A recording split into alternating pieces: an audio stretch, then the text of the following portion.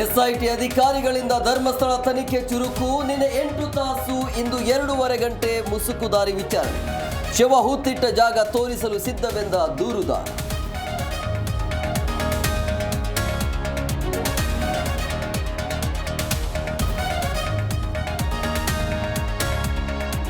ಕೈಕಮಲ ನಾಯಕರ ನಡುವೆ ಗೊಬ್ಬರಗೋಳು.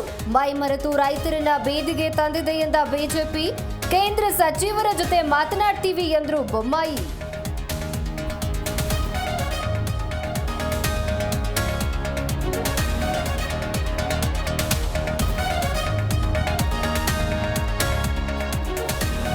ನಾಳೆ ಮಂಡ್ಯದಲ್ಲಿ ಕಾಂಗ್ರೆಸ್ ಶಕ್ತಿ ಪ್ರದರ್ಶನ.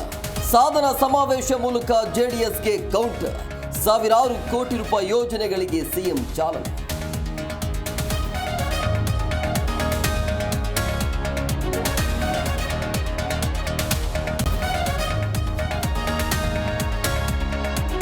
ಉತ್ತರ ಕರ್ನಾಟಕದಲ್ಲಿ ಮುಂಗಾರು ಆಘಾತ.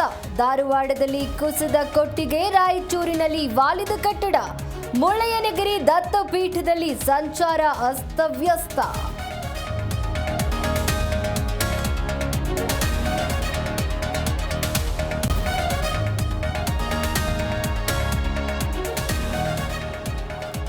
ಲೆಜೆಂಡ್ಸ್ ಟೂರ್ನಿಯಲ್ಲಿ ಮತ್ತೆ ಎಬಿಡಿ ಆರ್ಭಟ. ಆಸ್ಟ್ರೇಲಿಯಾ ವಿರುದ್ಧ ಸಿಡಿಲಬ್ಬರದ ಶತಕ.